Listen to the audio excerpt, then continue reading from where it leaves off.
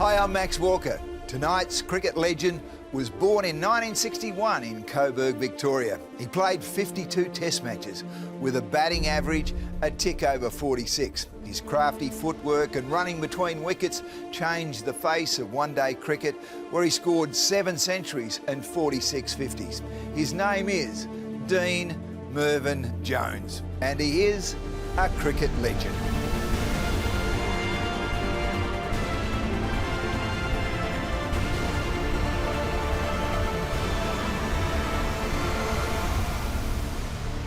Welcome, Dino. Good to see you. Thanks for the invitation, Crash. You had an amazing career, didn't you? It was so volatile. There was magnificent innings, there was selection shocks, but there was drama all the way from start to finish, really, wasn't it? But after 20 years away from playing for Australia, do you still miss it? I don't miss the playing side of it that much, to be honest, or the training, but I miss the fact that when you're in a dressing room, you won a game, and the mateship, you know, winning a World Cup or winning in the Ashes is, you know, you can't pay money for that. It's awesome. People talk about father and sons in sport. Your dad, Barney, while he wasn't a first-class cricketer, just a district cricketer, he seemed to cast a giant shadow over you. Is that true? Yeah, he was. He was pretty influential in my life. He was captain coach for Carlton for 20 years and won premierships, etc., and bigger than Ben-Hur, and he was a bit of a character in his own way. He was my mentor. He never threw me a ball, Crash. Never bowled me a ball. He was an all-rounder, but why? I think because of the fact that he practiced 4 days a week with Carlton. He had a gut full of practicing or being in the backyard. But he sent me to Carlton at the age of 13 under the great eye of Keith Stackpole, who was my coach and mentor right throughout. Technically wise, and Dag was my mentor mentally wise, if you want to put it. But it was probably way too young for a young kid to be playing district cricket at 13, 14. It looked as if you spent a lot of your career almost trying to prove yourself to your dad. It was a tough era back then. It was the time of, you wanted to stand up. Fathers abused you a little bit, and he did. Had a go at me. I remember one time I had to travel from Mount Waverley by 40 minutes into Flinders Street Station, then take the tram out to Carlton. I did that 4 times a week. I remember one night it was hot. I didn't get back home to 10 o'clock, and we had to travel through an area called Holmes Glen, Jordanville, where all the Sharpies and all the skinheads and that used to be. I used to be frightened as hell and do your homework on the train, and at 10 o'clock ring up Dad to say, Dad, can you pick me up from the station to drive? We live 2 kilometres away, and he'll say, well, the way you played last week, I think you need to walk home and have a good hard think about it. I thought he was tough. He was a hard character, but he was always there. You know, he always watched me, but he never threw me a ball. Or he was always there, put an arm around me, but he was there right to the end. You played 52 tests, but you were gone at age 31, which nowadays, that's barely the prime of someone's career. Were you satisfied with your test career? Probably not, because I think the best part of my career was probably from 31 on to 38 when I finished.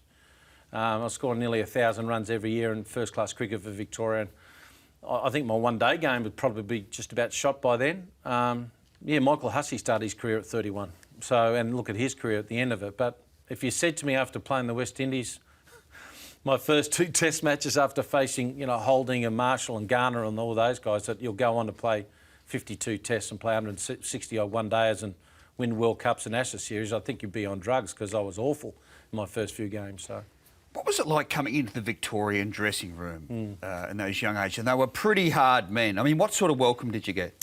It wasn't the best time for anyone, because the Victorian team were going through a transitional time with Ray Bright and John Scholes as captain, and I was with Scholes. I've known him since I was a boy. But when I got in the team, half the team was wrecked because guys like Moss and Maxie Walker and co were dropped, and 3 guys were brought in, Jones, O'Donnell and Merv Hughes. And I remember I got 36 not out overnight when I batted first, and I batted with Ray Bright. And I walked into the dressing room and I couldn't believe I'm looking out on the WACA scoreboard, and it says my name, 36, for guys like Lilly and Alderman and Yardley and all these greats up there, and I'm thinking, I can't believe I'm actually playing for Victoria here and I've got 36 not out. And then Ray Bright got a can for everyone, and so I want to raise a toast to Dino playing his debut. I thought, gee, that's nice. And he said, to Dino, you are the worst Victorian batsman I've ever seen play for Australia. And sculled it and threw the can down and walked off. I thought, that's a nice initiation. But things were different back then. It's unacceptable, isn't it? I mean, what part of Ray Bright could possibly think that was acceptable to treat a debutante like that? I think it was the same right throughout in the test, in the one days as well. I copped it from Rod Marsh as well. So, what did Rod Marsh do to you? I played my first one day, and we needed to get 200 at Adelaide, and that would be enough runs for us to get in and to make the finals of the World Series. And we lost the wicket. It was full house, and we're 4 down for not many. And Marshy grabbed me by the throat and whacked me up against the wall and said, "If you don't get the 200, don't bother coming back in these rooms." So, fortunately, if we got to 200, and Rodney Hogg made some runs with me at the death. So, we won the game anyway. But that was a different era back then. That's where the seniors treated young kids differently, though. Which is a better system, today's system or back then? Today's by a mile. Just on that theme of difficult dressing rooms, when you went to the West Indies for your first test tour in 1984, Chappell, Marsh and Lilly had just retired. Everyone said that was a particularly sour and difficult dressing room, was it? Oh, it was an awful tour. My first tour away. I wasn't picked in it because Graham Yallop did a knee, and fortunately for him, he didn't play in that series, and I got the tour. It was awful because the guys had already been asked to go to South African Rebel Tour. The place was split. It was really hardcore. The old Lilly, Marsh, Chappell era had finished, and the transition of this new Australian team, and half the team wanted to look to go and play in the Rebel Tour, and the $200,000 tax free, and it was really ugly, Crash. But it did have a silver lining, didn't it? Because that 48 you got in the first test, you still call your best ever test innings, don't you? Yeah, I do. It's my best ever innings ever. People think, it must be a 200, 100 or somewhere like that. But against facing guys like Holding and Marshall and these guys and Garner on a wettish pitch. And I didn't have heroes back then. I didn't have a hero apart from my dad. And I didn't have a hero like Lilly or a Marsh or Chappell's. But when I was at the non-striker's end and seeing Alan Border face that barrage, it was probably the best AB's ever batted in his life. It's all very well to play against great spinners and all that, but to face that ferocity, that pace attack, the greatest sporting team ever in history, I looked at AB as you're my hero after that, and to make 48 and on that pitch, which was difficult. And we were getting 5 bounces and over. It was real difficult. Now, you mentioned the South African Rebel Tour offers that came on that tour of the West Indies, but not directly to you. So you were overhearing teammates talking about them and whispered conversations, is that right? Oh, I knew about it. There's no doubt about it. I knew about it. Ali Barker rang me up, and a lot of the players were speaking to me about the Rob McCurdy's and Yallops and so forth were talking about going, and Hoggs, etc. And it was a shocking time on that tour because a lot of the guys weren't gelling together as a team. And they were doing all these code name phone calls from room to room, and and Kim Hughes didn't know what was going on. Either did Alan Border, but we knew what was going on. And I told Austin Robertson, my manager back then, he said, "Well, do you know?" And he didn't even know about it.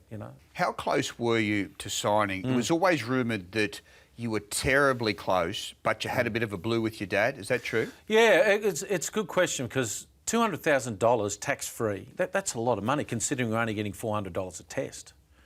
And I said, "Dad, I'm going." He said, "What?" And he dragged me into his study and absolutely gave me a blow dryer for 3 hours, and we just sorted it out. And the bottom line is, do you want to play for Australia? Forget the money. Do you want to play for Australia again? Now, the West Indies went through you like Epsom salts. Do you want to have another crack at these guys? And I said, "Yeah, I do." "Well, forget the dough, because money will look after itself if you make enough runs." And he was 100% right. But as a 25-year-old, you give him $200,000 tax-free today, you take it. It's big money. So, and he said, and when he walked out and he said it right down, he looked at me right down the barrel and said, "Now listen, these guys that take it, they'll be banned for life. So there'll be more opportunities." Well, I didn't go because the baggy green cap meant more to me. And of course, what happened 2 years later, the players came back and they ended up playing for Australia. And you signed on in contracts provided by Kerry Packer, weren't they? $15,000 a year. And you actually met Packer, didn't you? You actually had to go to his office, didn't you? Yeah, I did. And it was really nice of Mr. Packer to actually offer that contract, $15,000 to stop me from going. I wasn't going anyway. But I was about to get married and I wanted to put down a deposit for a house. And I asked Mr Packer if I could have my whole 3 years up ahead in advance. So when I knocked in his office and I walked into it, he said, "What do you want?" And I've gone, "Mr Packer, I've heard about you. I know you could be an angry bloke, but here we go." I said, "Look, I'm getting married. Can I get the $45,000 up front? I'm getting married." He said, "Ah, righto." And when you go out, and I just grabbed the door, he said, "But," I said, and I turned around, I said, what's wrong, Mr Packer? He said, "Go and see Linton Taylor around the corner." He was their lawyer. He says, "I want the second mortgage of your house, just in case you do go to South Africa." So in other words, that meant if I did go, he'll own my house. So Is that blackmail? I thought it was just brilliant thinking. That's why he was great. He thought on his feet. I would never think of such a thing. You always dared to be different on occasions, including wearing sunglasses. The first cricketer to wear them, and I remember when you did, there was a lot of people saying, "Oh, Dino, do you mind?" But it was a quantum move for the game, wasn't it? It was a little bit different. I was always looking to change things in my bats and my pads and gloves and all, like fiddling with stuff. And I went to a sun and surf ski places where they used to have sunglasses back then, and put the Oakleys on, and I can see my hands. Yeah, they'll do. So I bought them and I tried them out. And then AB said to me this is the first game in Perth. You better take that first catch, boy, or you're going to get smashed by the crowd, and then you get smashed by me. And then you have Simo after that. So fortunate enough, I took a great catch down on the boundary in the sun, and the crowd had a go at me for wearing them. And when I come back from after the celebration with the team, I come back down the boundary line and everyone had their sunglasses on. So they all gave the thumbs up.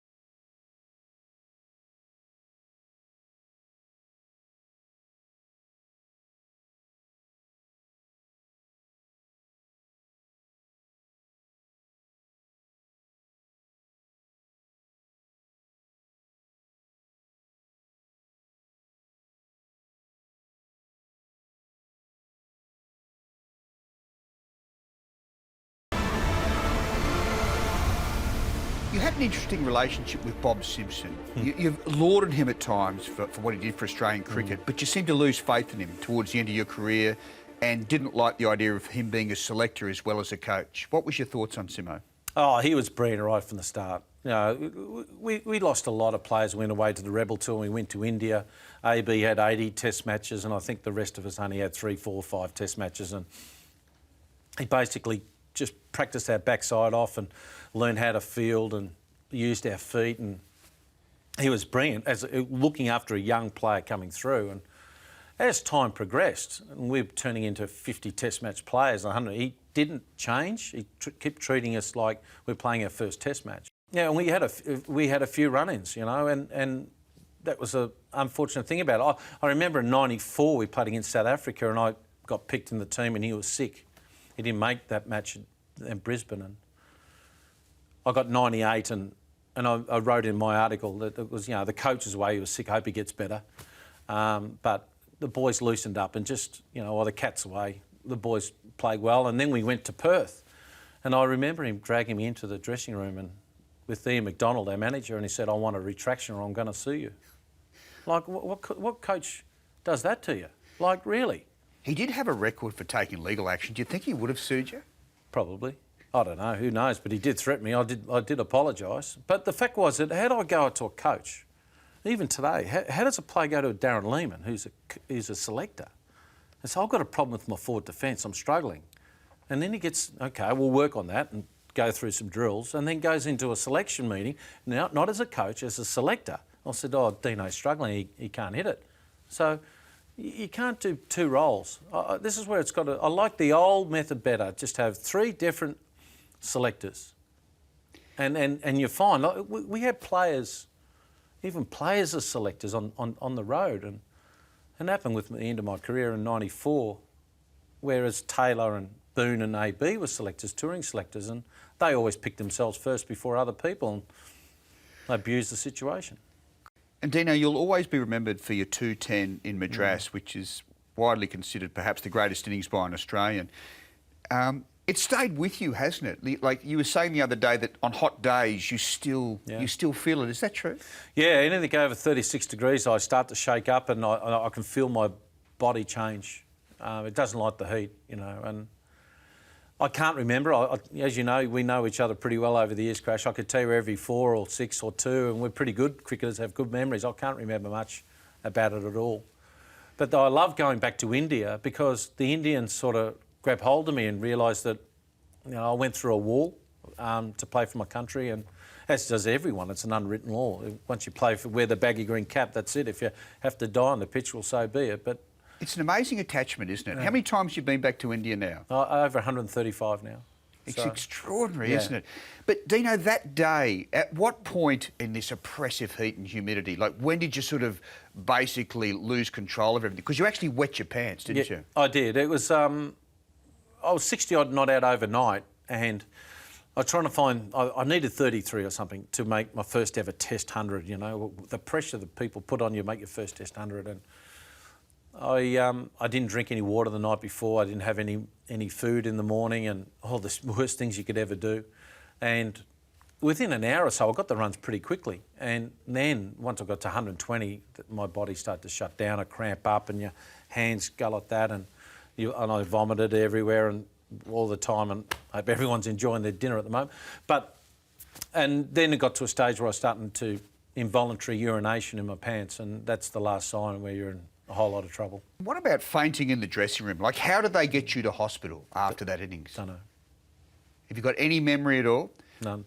What I think I read in Steve Waugh's book is that they put me in a bathtub full of ice, and then they got me out of the bath, and I was unconscious or something. So off I went to hospital, and I lost 8 kilos on the day they weighed me and all that type of stuff. And look, people remember that as your moment, but I think the biggest thing that actually helped me is that I climbed my Mount Everest. In other words, I think I said to myself, well, I can play Test cricket now. And AB was difficult on me, you know.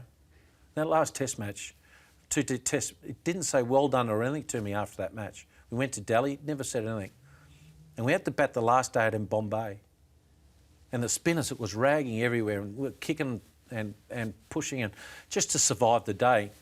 And to go home from that series, the tied Test match, a draw was a great effort over there with our young team.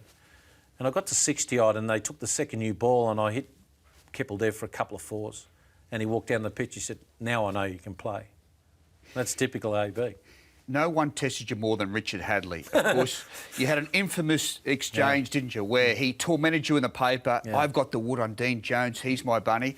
It was quite unheard of at that time. How difficult was that to get through? No, it was ugly time. You imagine a player coming out to you in the back page of all the local papers and having a go at you, he's my bunny and all this type of stuff. And he was. I was his buddy. He got me out 3 times so in Test cricket, but, you know, Lara's got out to McGrath 18 times, so didn't say he was his bunny at all. But you know, it was an interesting time because even at the end of his last career, and he knocked me over and just wrecked me as a player, and I had to rebuild and come back. My dad sat me down and said, son, what's his strengths and what's his weaknesses? I said, Dad, he bowls line and length better than anyone else in the world. Well, what's his weakness? He hasn't got one. Come back to me tomorrow. He has got one. You've got to work it out. And he asked the right questions, get the right answers. So I come back to him the next day, said, his weakness, he can't do anything else. I said, correct, so what are you going to do? I'll bat 1 metre outside my crease. 1 metre, because he bowled, get him off that length. Never got me out again. So, you know, that's where Dag was great, to help you go through some tough times, because professional sport is difficult. How did Hadlee twist the nails? into you? Like, was he verbal on the field or off the field? Like, did he say things to you? Were there quips? Were there... I wasn't out there long enough for him to sledge me. It was Martin Crowe and the rest of them were getting into me at the end of it. He didn't say too much, really. But I remember when his last match was at Auckland and last one day, and I whacked him for 4 and we won the game, and I was running off the ground. I was going to sledge him, and there's people coming on the ground. I was going to sledge him right off. And he's run down this race, and I followed him right down the race, and our rooms were opposite, adjacent. And he's run straight into the rooms. And I've chased him in there to give him an absolute biggest barrel. You dog, you guy, you just ruined my career. And I opened it up, and there he was. He's got a beer in his hand. And I was just about to slip into him. I gone, well done, a great career, mate. He said, come on, have a beer. So there I was with my pads and my cap and still got my gloves on. And I sat there for 2 hours having a beer, and I'm fortunate enough to say he's one of my dear mates. Now, what about mates that you've fallen out with? Now, Merv Hughes on Cricket Legends was categorical about the sad falling out you had with him towards the end of his career, including a trial match where you really went for each other verbally, didn't you? Well, it's the biggest regret in my life. We were closer than brothers. And it got to a stage where when I was captain of Victoria, I always said to myself, no matter what friendships, no matter what, I always prepare and look after the white V. And it got to a stage where he was injured. In the previous match, he had a hammy or something. I said, mate, we've been told the selectors have said you have to do a trial match. Just bowl 5 overs in this trial match. And he wouldn't bowl off the long run. He'd bowl off 3 steps and bowl. So when I went upstairs at the end of the day's play of the second 11 match, all the selectors said, no, he's done. We can't pick him. And I looked at the chairman of selectors and I said, right, call him up. So we called him up in the room. So he sat down and I said, Merv, how do you feel? He said, I told you, Dino, I was right. I'll be okay for Tasmania for next week. And then the selectors looked at me and said, it's up to you, Dino. You do whatever you think is right. And I looked at him and said, sorry, mate, you're not ready. And in hindsight, if I have a chance again, I'll play you. Why? Not playing. Oh, because I didn't want the friendship. You know, the game is just not about winning all the time. You know, we went to war together. If he didn't hang around with me in Adelaide, I would never have got a 200. He got hit 45 times. See, he was also at the end of his career as well. He was fighting those demons, and you're a different person when you're, what do I do next? You know, we didn't have much. We didn't know what we were going to do next in life after that. So we didn't have much organised. So it was a difficult time. We've addressed it, but we're nowhere near as close as we used to be. You're one of the first cricketers to get an offer from an illegal bookmaker, and it was very serious stuff, Dino, wasn't it? Like a biscuit tin presented to you with US dollars inside it. You only had to take it. Tell us about that and what made you reject it. Well, I got a call from an Indian player, Manoj Prabhakar, and he asked me to go down and meet one of his business mates. And when as you know, you go in India, sometimes you get a suit deal or shoe deal or clothing deal, and they give you some free kit and all that. And I thought it was that. So I went in the business part down at the Taj and on that tour in '92, and he introduced me to this guy called John, Indian fellow. I said, what do you do? He said, I'm a bookmaker. And straight away, I just went back to my contract, which I remember there was 2 paragraphs. That's all it was, 2 paragraphs about bookmakers and betting and all that type of stuff, that you're not allowed to do it. And I said, what do you want to do?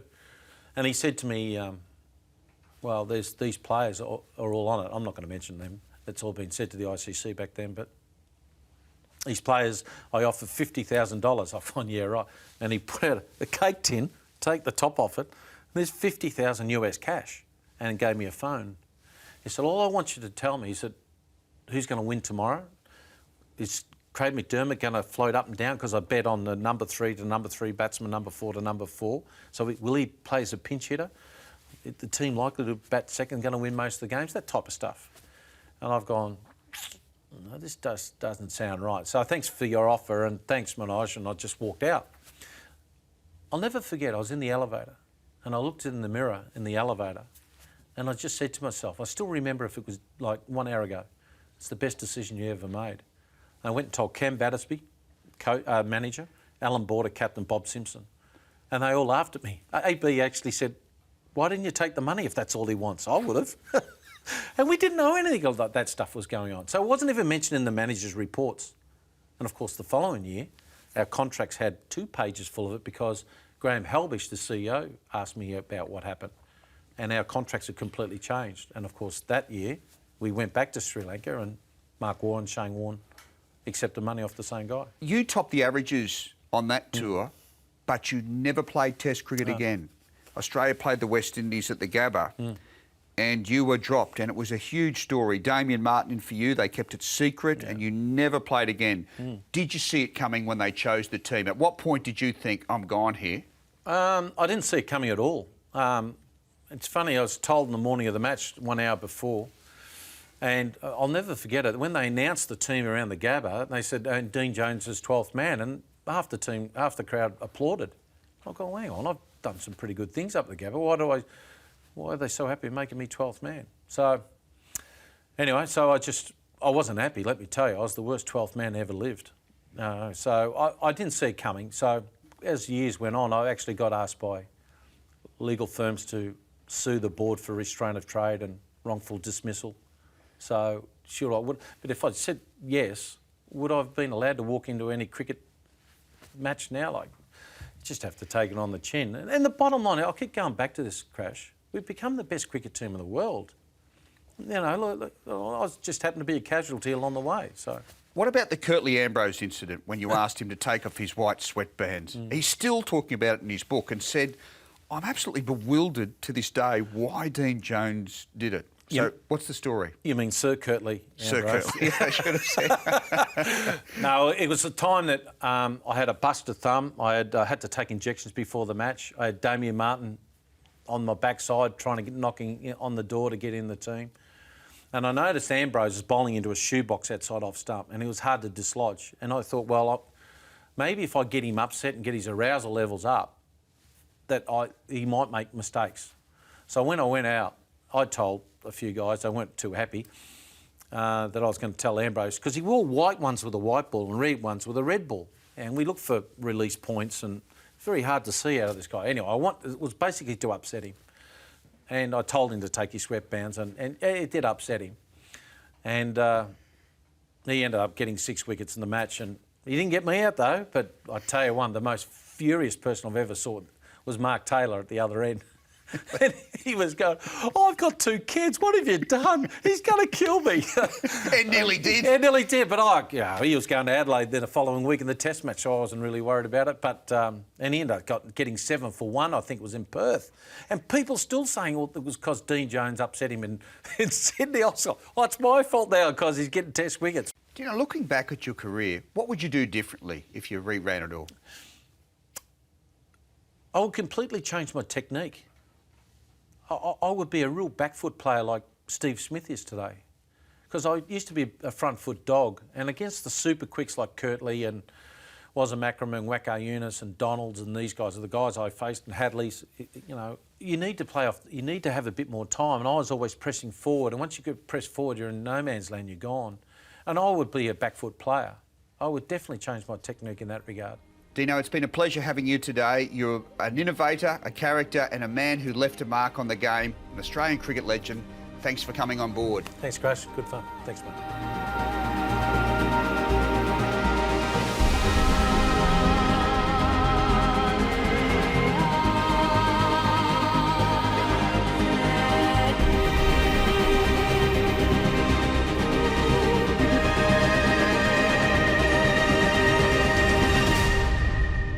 This has been a production of Fox Sports.